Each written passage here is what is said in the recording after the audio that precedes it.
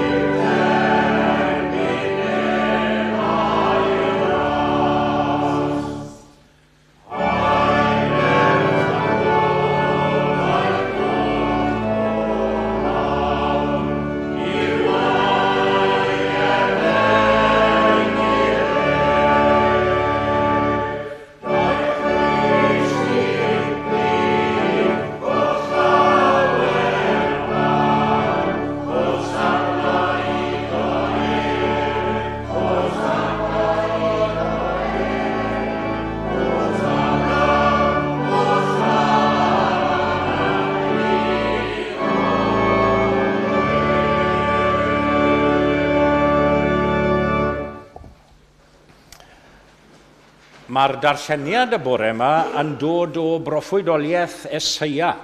Ac os ych chi am ddilyn y darlleniad, the reading this morning from Isaiah, the book of the prophet Isaiah, and Glesney will read to us from Isaiah. It's the 60th chapter of Isaiah, and if you wish to follow the reading in English, it's on page 749. Page 749 of your English Bibles, and it's on page 676 of the Welsh Bibles. 676 in the Welsh Bibles and 749 in the English Bibles. Felly, glesni. Diolch yn fawr.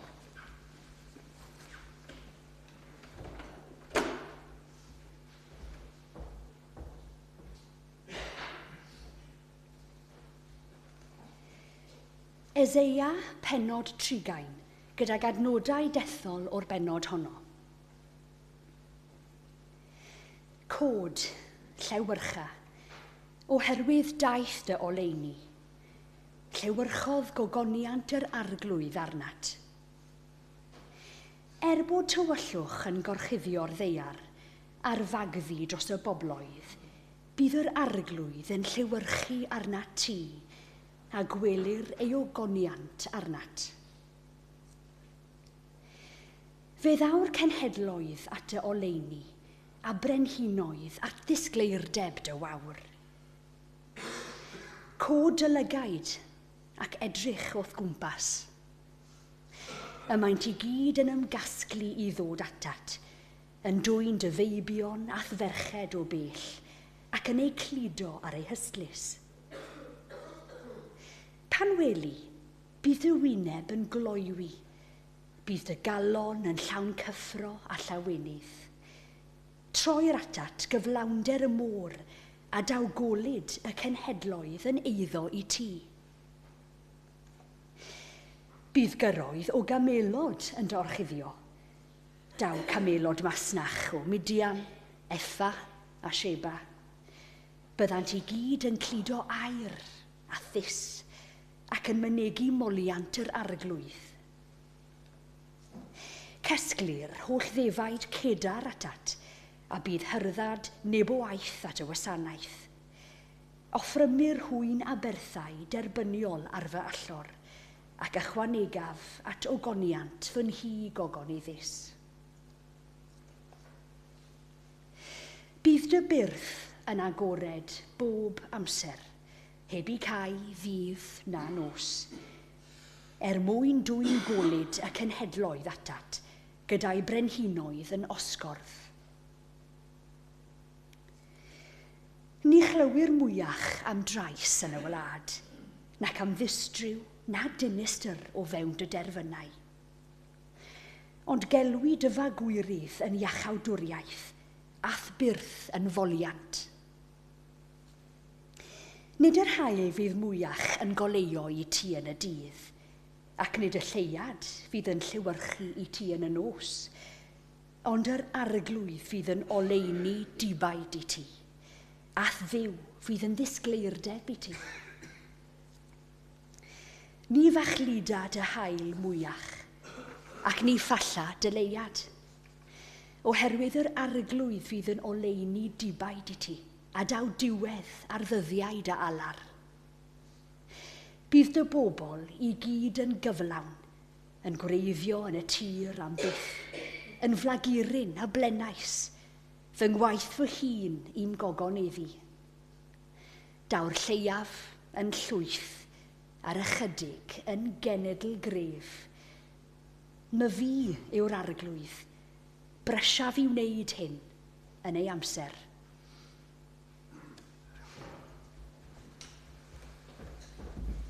Diolch Glesni am y darlleniad yna o broffwydoliaeth Eseia. Diolch. Felly fe unwn ni I ganu ein hemyn neu garol nesaf, sef 480, 480. Mae'r nos yn ddi ar gwynt nid oes sy'n seren sy'n y nef, a ninnau'n croesi maes y bryn i'r fan y gorwedd ef. Holl obaith dyn yw ef. 480.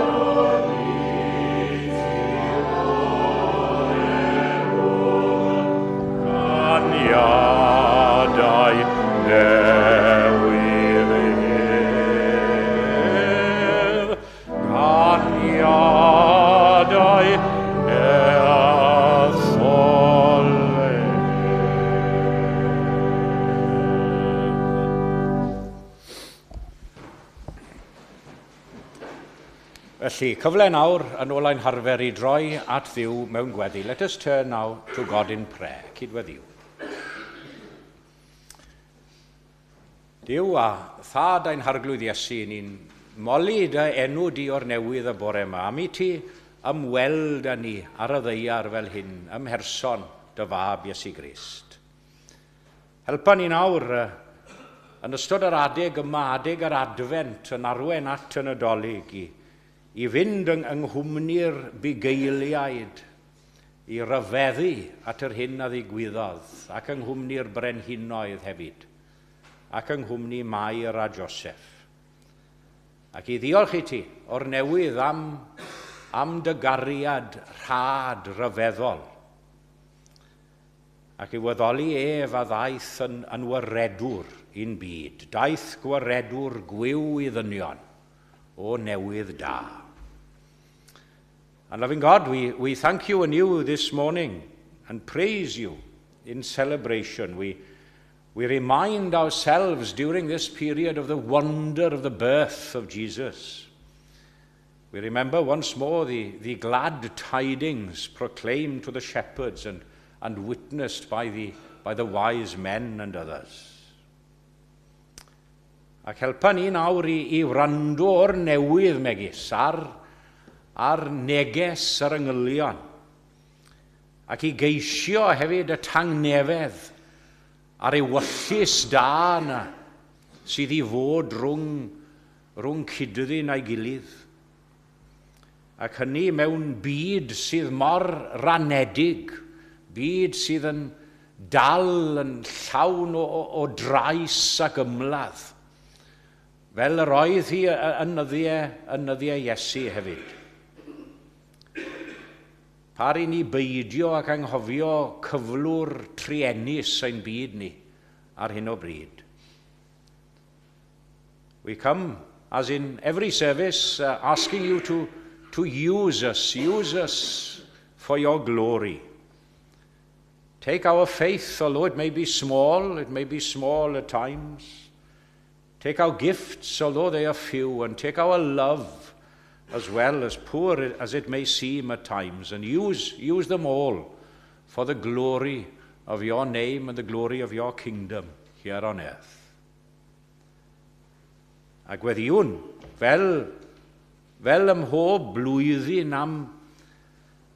am radd o ras i ddathlu'r wyl fel y dylen, mewn ffordd deilwng ohono ti. Nid yn drist ond yn llawen, nid mewn maswedd a thrachwant fel mae'r byd am i ni ddathlu pethau, ond roi ni wir ysbryd yr wyl, gwir ysbryd y Nadolig, fel y gallwn ni gyd lawenhau fel y dylen.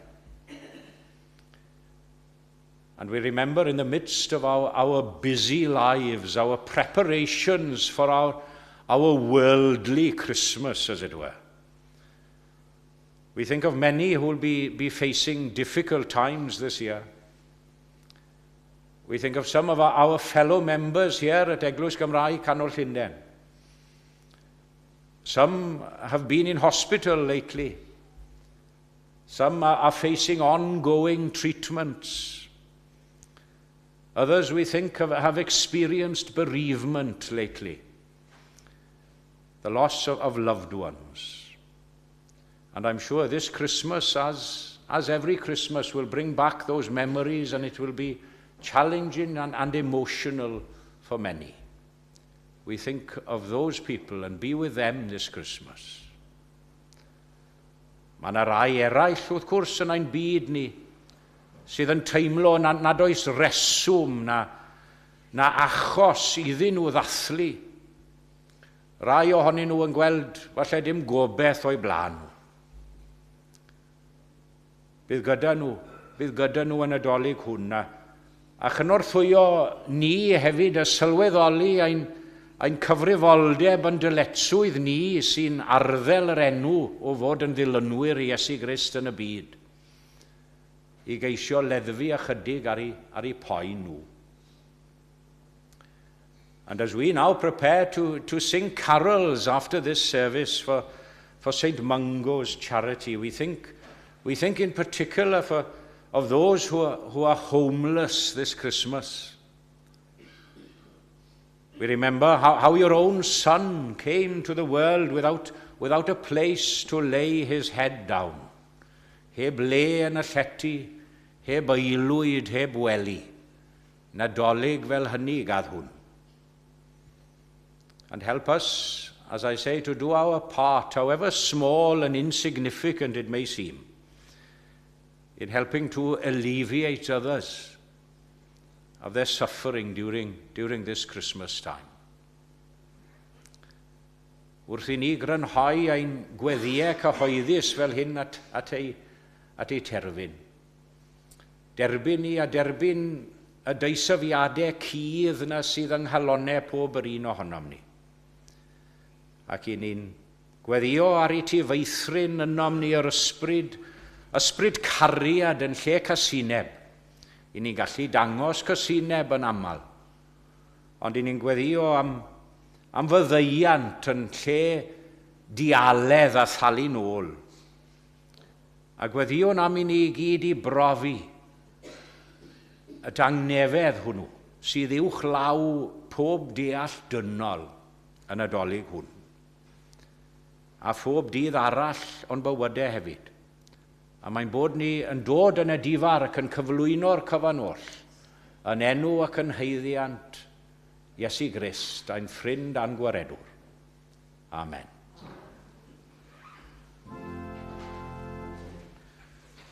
Ein tad o'r hwnnw eton nefoedd, sang y taedd i'r enw,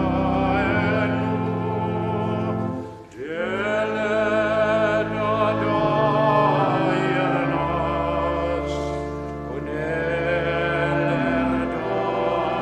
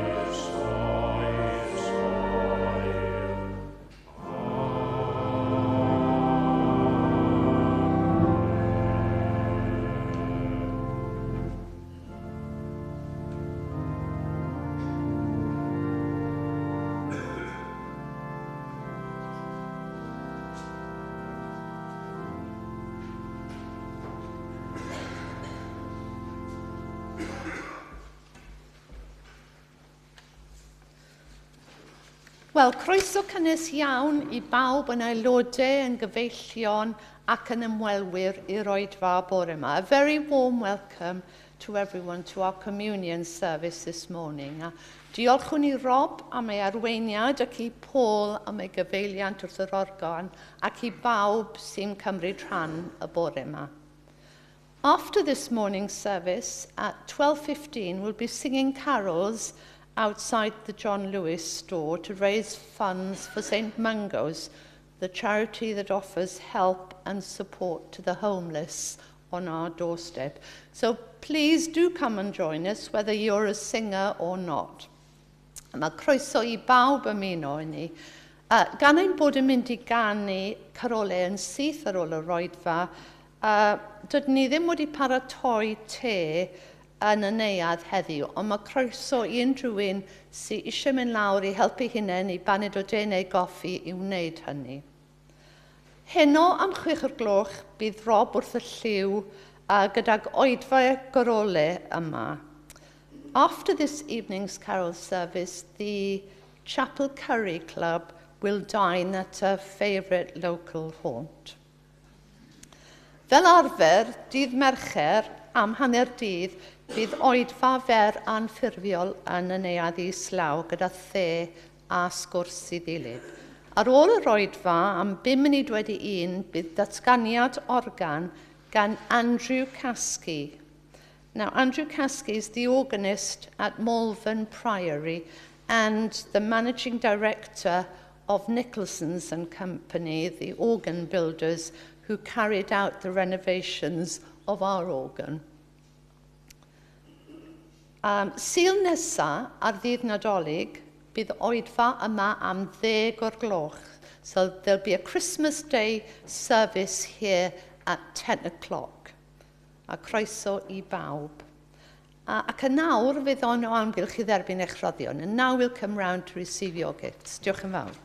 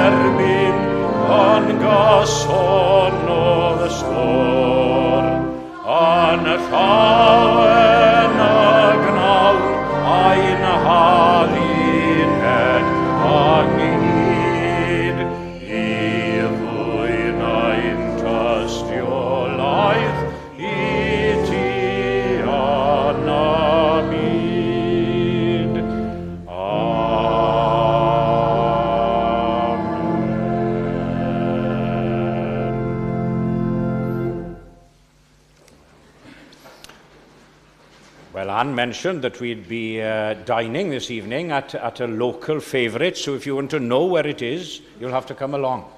But, so everyone is welcome this evening at 6 o'clock and then to follow afterwards. And one announcement I forgot to mention to Anne, that I'd had an email early this morning from Margaret and Cymdeithas Maldwyn to confirm the time of the Plygain, which is at 4 o'clock on the 8th of January in the borough. We knew the date, but we weren't sure of the time. So that's at 4 o'clock.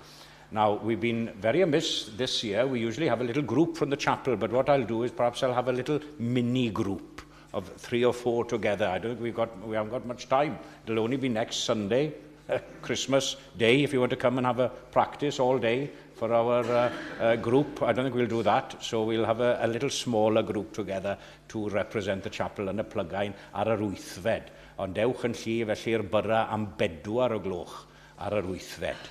And now we have our annual contribution Andrew usually sings a solo for us near to Christmas time, and it's lovely to welcome Andrew forward now to sing a solo for us. Diolch yn fawr. Na fe, mae eisiau glasses arno fe. Mae'n heneiddio bob blwyddyn, a mae eisiau glasses arno fe nawr i ganu ni. Diolch yn fawr, Andrew.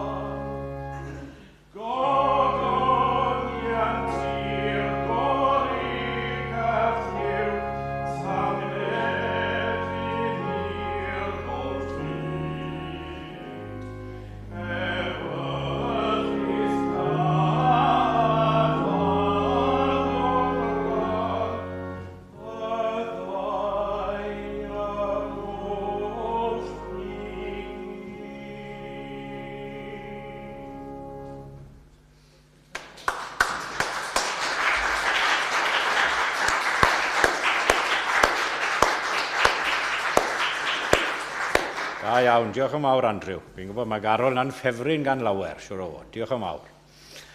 Felly fe unw ni i ganu, unwaith eto, 457, 457. Draw yn Ninas Dafydd Frenin yn y baidi isel gwael.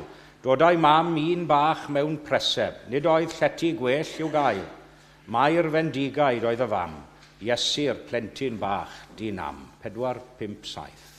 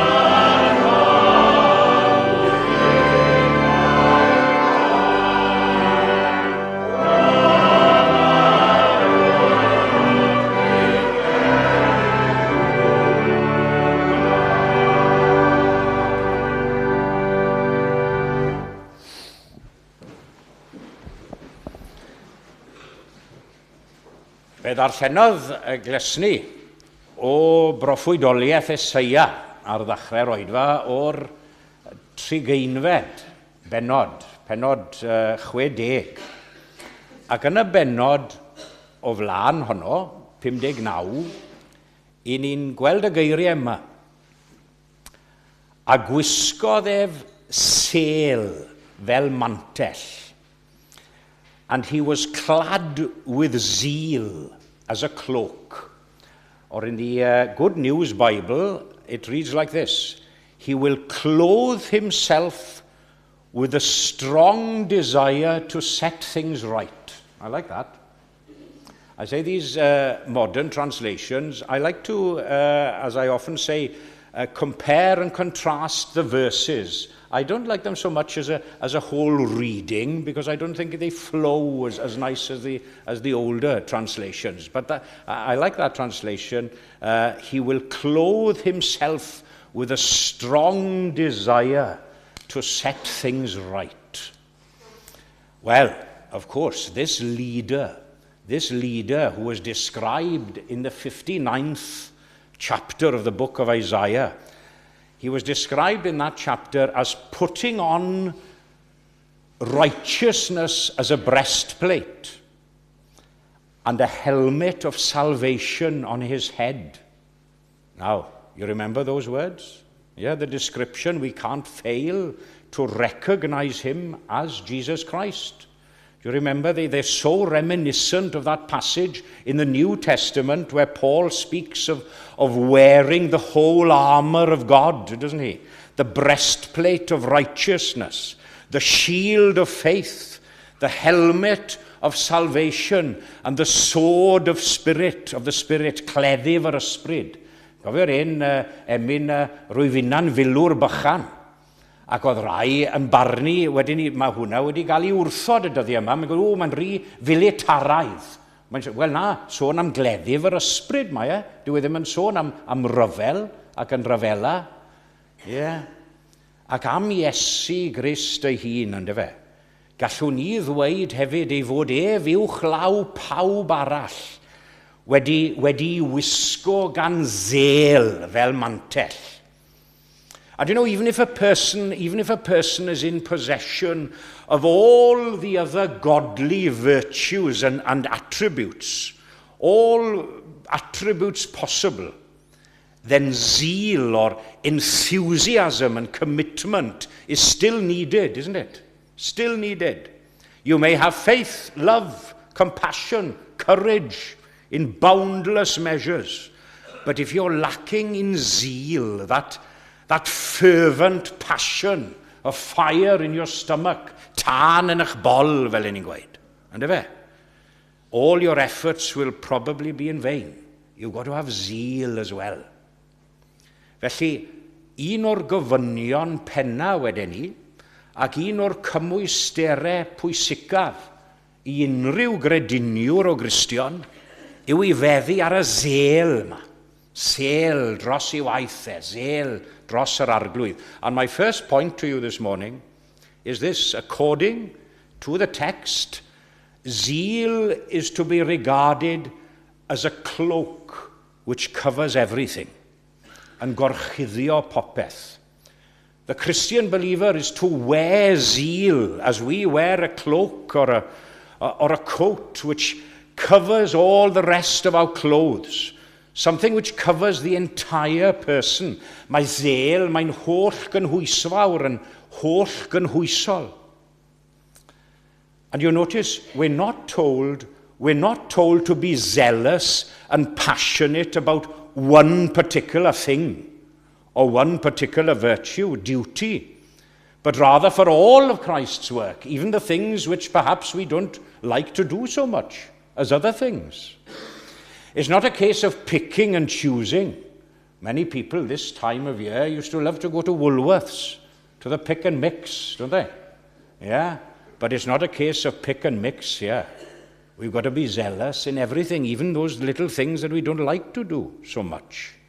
Mae'n rhaid dangos sêl ac eiddigedd ym mhob agwedd o waith Iesu Grist. Now, we've experienced particularly cold weather lately, haven't we? And isn't it lovely? Isn't it always lovely to put on a thick winter coat? Yeah? To protect us from the elements.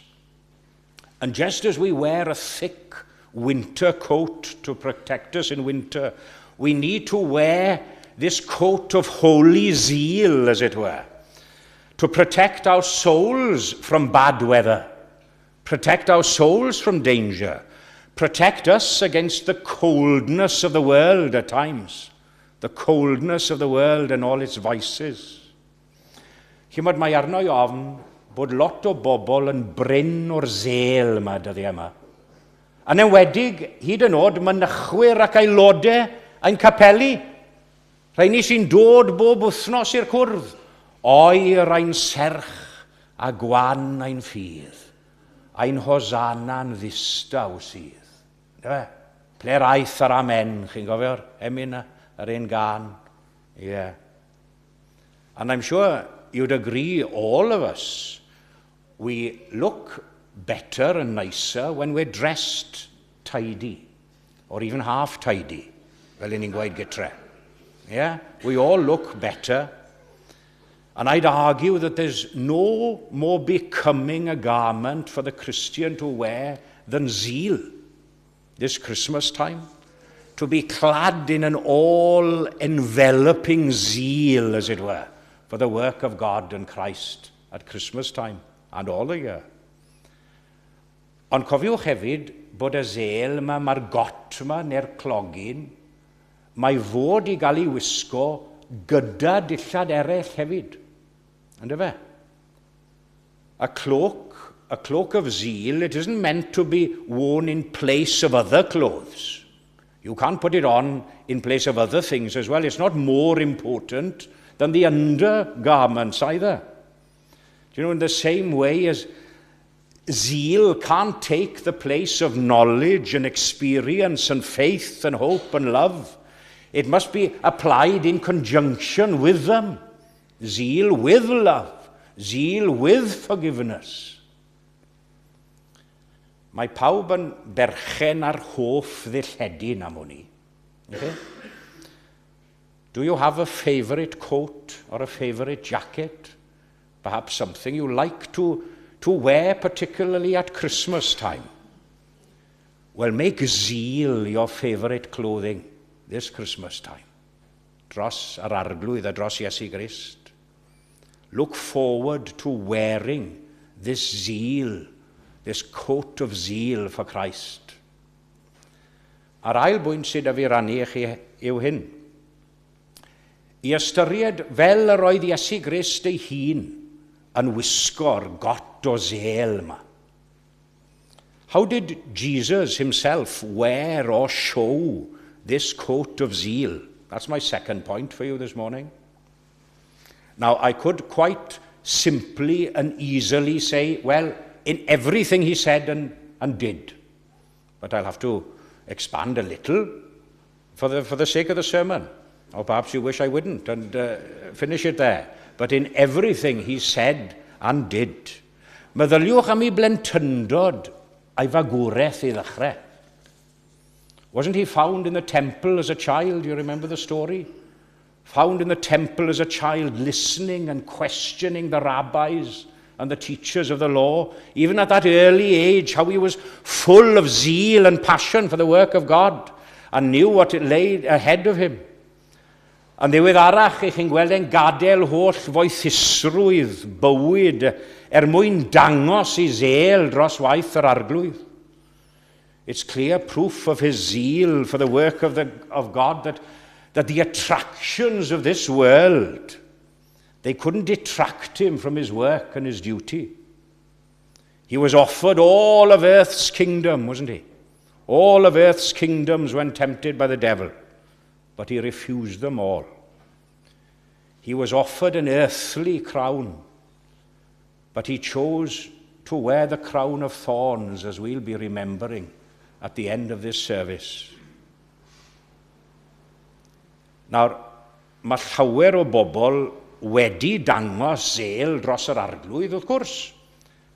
Ond mae llawer o bobl hefyd wedi dangos zel cyn I bod nhw wedi profi bach o wrthwynebiad a bach o erlyd. A wedyn ni, diar mi, mae stori'n wahanol. Maen nhw'n tewi wedyn ni. Maen nhw'n cilio. Jesus didn't flinch in his zeal as others have done. He didn't flinch in his zeal throughout his ministry, although being faced with such opposition and rejection. Perhaps we sometimes. He was always zealous in his preaching. If I had to face opposition, would I be here? As some are doing in other countries, in the face of being arrested and put into jail? Would our zeal be the same this morning?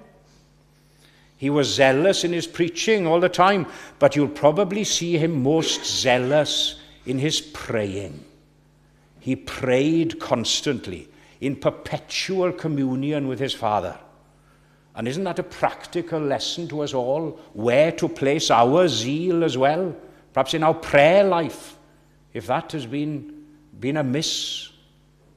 O na bawn yn fwy tebyg mewn gweddi i'r Iesu mad, yn ciliau ef i'r mynydd I alw ar ei dad, fe hoffai yng nghanol dwfn distawrwydd, yna fe, ymhell o sŵn y dref, a mae digon o sŵn yn y dref yr adeg yma, ymhell o sŵn y dref, fe hoffai ddal cymundeb, a'i dad oedd yn y nef. Yeah? O'na bawn yn fwy tebyg. Such zeal. Oh, that we were all, as his followers, like Jesus, in our zeal after our prayer life. Cwrdd gweddi, wedi mynd yn peth diethyr iawn, y dyddi yma.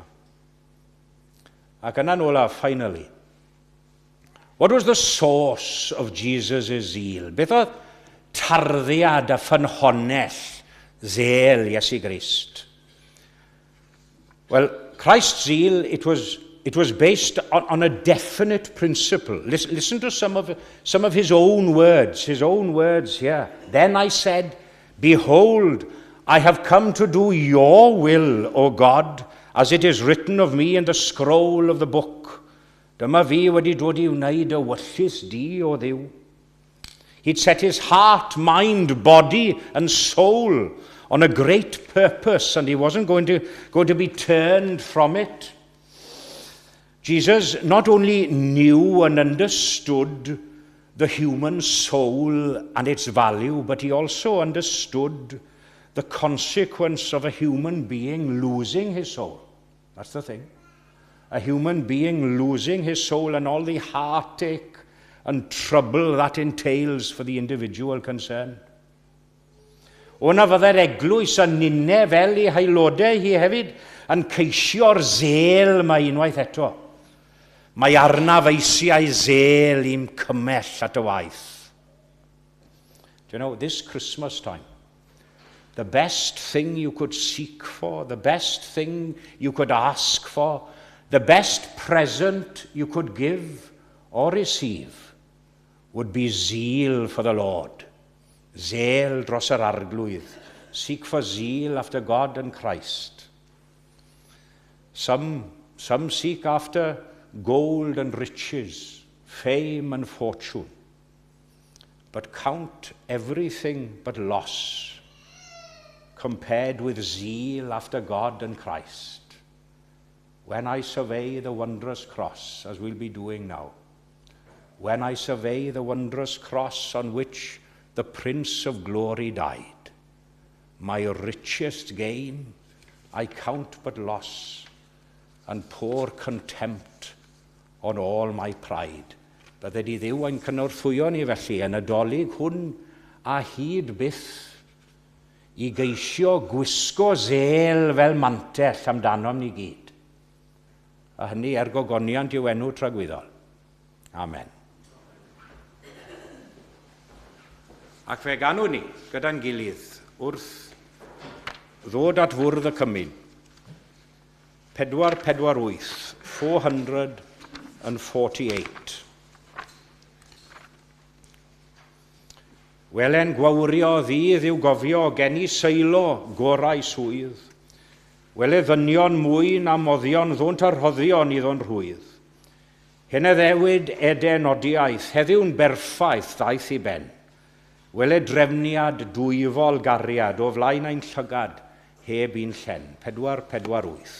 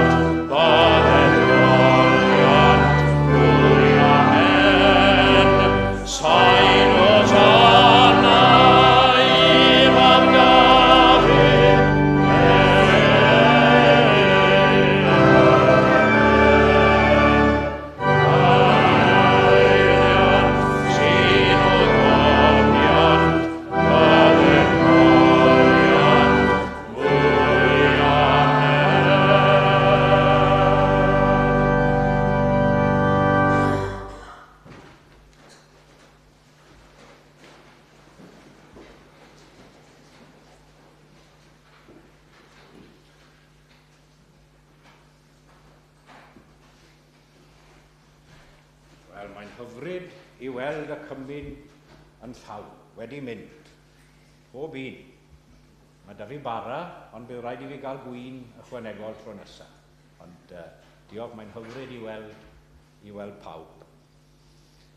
And we remember at the communion table, always people who have been in our thoughts. It's lovely to see Tudor with us this morning, and has been for a few weeks, but he's been through a particularly challenging period lately, in and out of hospital, but it's lovely to see you with us, Tudor, and we think of you. We think of others as well. I know Royden has been in hospital lately, and ni'n meddwl am Royden ar teulu Gwen ac Anwen ar teulu Oll.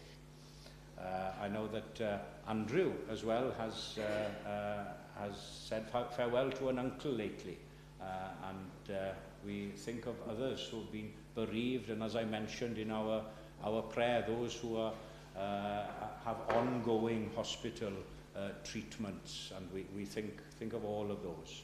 I had a chance to go down and see Marian in her new flat, Marian Mervyn Jones, this week, and she is settling well, and we think of her and others, of course, as I mentioned in the prayer, who have experienced particular bereavement during these past months. Felly, wrth feddwl am y bobl hynny, a dwi'n siŵr bod chi, fel cynulleidfa nawr, yn gallu meddwl am unigolion yn eich hanes chi, yn eich teulu chi, sydd angen ein gweddiau, ein meddyliau dros y Nadolig. Ond fe dywedwn ni gyda'n gilydd yng nghefn y llyfrau, y cyfamod eglwysig, the Church Covenant, which you will see in the back of your hymn books, y cyfamod eglwysig, ac fe adroddwn ni gyda'n gilydd. Gnawn yma gyfamod a'n gilydd trwy gymorth Duw i rodio yn ei ffyrdd, i arddel Iesu Grist yn arglwydd ac yn waredwr, i geisio arweiniad yr ysbryd glân, i ddarllen yr ysgrythurau, i fod yn ffyddlon o fewn ein gallu i'r addoliad cyhoeddus, i gario beichiau ein gilydd, i wneud ein gorau i rannu'r efengil ac i adlewyrchu cariad Crist yn y byd. And we read Paul's account of the Last Supper as it was notated in his first letter to the Corinthians. Canis ma fi a dderbyniais gan yr arglwydd yr hyn hefyd a draddodais i chwi, bod i'r arglwydd Iesu yn os y brydychwyd ef gymryd bara, ac wedi iddo ddiolch efe ei torodd ac a ddywedodd, cymerwch, bwytewch, hwn yw fy nghorff yr hwn adorir trosoch, gnewch hyn coffa amdanaf. Yn yr un modd efe y gymerodd y cwpan wedi swperi gan ddywedid. Y cwpan hwn yw'r testament newydd yn fy ngwaed i. Gwnewch hyn cynifer gwaith bynnag yr yfoch coffa amdanaf. Canis cynifer gwaith bynnag y bwytaoch a bara hwn ac yr yfoch y cwpan hwn, a dangoswch farwolaeth yr arglwydd ond i ddelo. Cawn ni droi at Dduw nawr mewn gweddi. Let us turn to God in prayer. Arglwydd ein Duw wrth i ni nesau yn awr at fwrdd y Cymru'n unwaith eto. I ni'n diolch i ti am dymor arbennig hwn, tymor yr adfent ar Nadolig, ac am newyddion da o lawenydd mawr. Dathlwn eto enedigaeth Iesu Grist, ond fe gofiwn ni nawr hefyd am ei farw a berthol drosom ar Galfaria, a'i fuddugoliaeth hefyd dros angen. Heavenly Father, we are here, yes, to look back, but also to look forward. To remember the one who was born at Bethlehem, and to remember the one who has died on Calvary, and who lives forever in the souls and in the hearts and the experiences of his followers and believers. As we share in the bread and wine now, we share fellowship with one another, and also share fellowship with Jesus himself, and through him with you as God Creator. A gofynwn hyn oll yn ei enw glân a sanctaidd e. Amen. Ac wrth i ni gofio'r nos y bu Iesu gyda'i ddisgyblion yn yr oriwch ystafell. Fe gofion iddo gymryd y bara, a'i fendithio, a'i roi i'w ddisgyblion gan ddywedid, hwn yw fy nghorff yr hwn adorir trosoch, cymerwch, renwch yn eich plith, a chynifer gwaith bynnag ac y gnewch hyn, gnewch coffa amdanaf, bwytawn bawb o.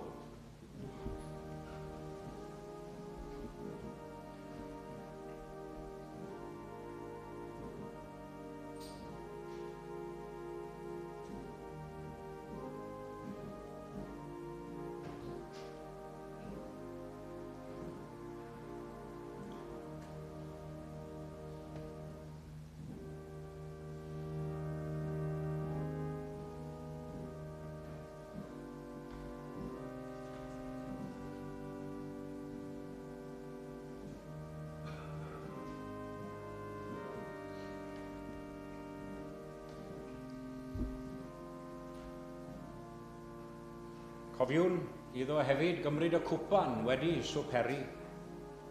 A'i estyn i'w ddisgyblion gan ddweud, y cwpan hwn yw'r cyfamod newydd yn fy ngwaed i. Cymerwch a rhenwch yn eich plith, a chynifer gwaith bynnag ac y gnewch hyn. Gnewch coffa amdanaf. A fwn bawb o.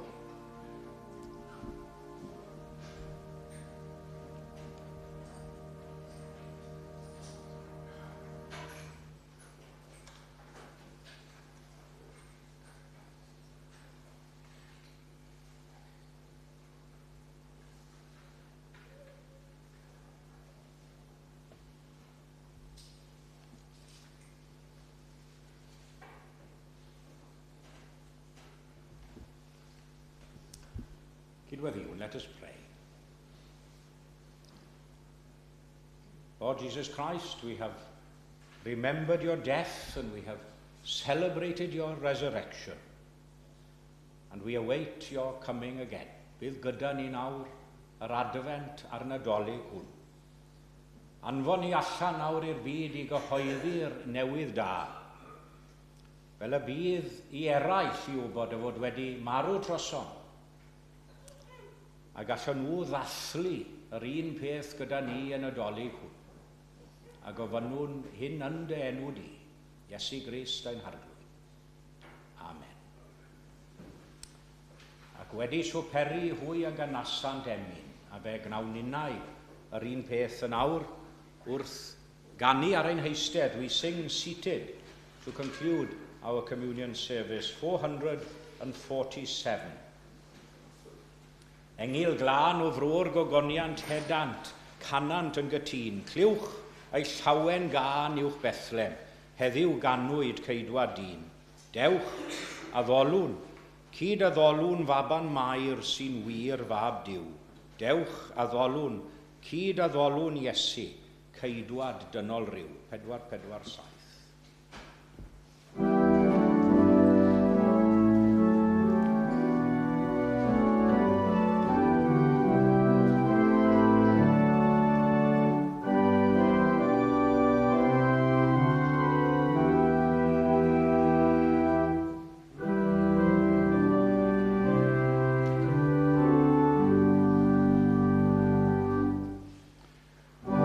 Engil glân o